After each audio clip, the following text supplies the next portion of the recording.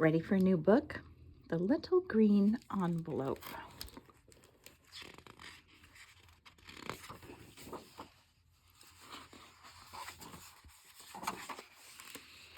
The Little Green Envelope. It was her usual Sunday visit with Grandpa, but Olive was not her usual self. She did not touch a single one of the chocolates. She didn't tickety-tat-tat on the old typewriter. Instead, Olive flopped onto the armchair and sighed. The girl was as gray as rain clouds. Everyone in the house noticed. Whispers were sent from the lamp to the books to the clock and on until every teaspoon and page learned the reason. Olive's friend had moved away. Olive wished she could take a trip and visit her friend, who was now a long, long car ride away.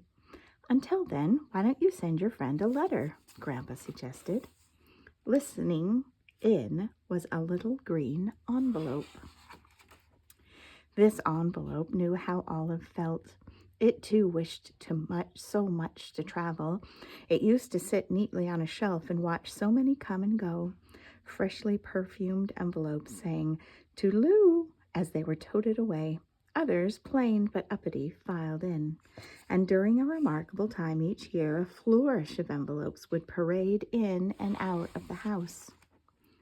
Over time, the little envelope was shuffled around until finally it was here, lost at the bottom of the desk drawer with the old-timers. The little green envelope liked hearing stories about their journeys.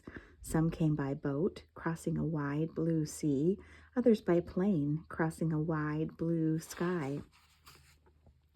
More and more, the little green envelope longed to set off. Of course, there were times when it grew impatient and angled for a head start. Nothing worked. In the end, it seemed never to be quite the right fit. When will it be my turn to travel? The little envelope often wondered. You will have your chance, reassured an old postcard, who was admired for having found Grandpa's house despite missing a corner. For every occasion, there's an envelope. And so the little green envelope watched with anticipation as Grandpa reached for paper. It zinged with hope when Olive opened the crayons. As Olive's mood lifted, so did the little green envelope, who pushed itself toward the top of the drawer. Now, one final thing, Grandpa announced. The little green envelope puffed out its chest. Here we are, Grandpa said, his hand stretched out, closer, closer, and pulled out a white envelope. The drawer closed shut. Ouch, sighed the little green envelope. Suddenly, Olive piped up. Wait, I like this one, she said. It's perfect. The little green envelope could barely contain itself. It squeezed the folded letter close. After Olive picked her favorite stamp, it was time to go. The little green envelope passed through so many hands. It zoomed down slides and up conveyor belts. It zipped and tumbled and zipped at times, zipping so fast that it worried it would go to pieces. But it pulled itself together and rushed on. The envelope squeezed through the crowds.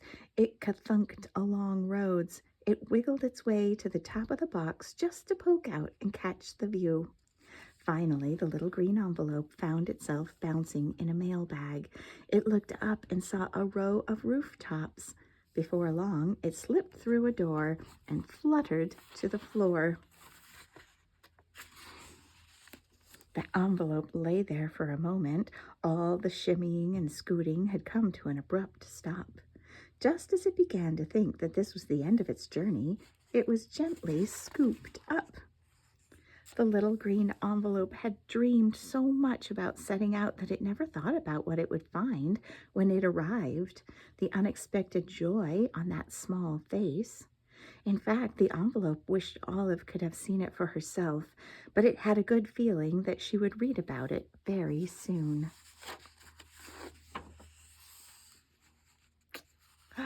She's getting a letter back in a red envelope. The end.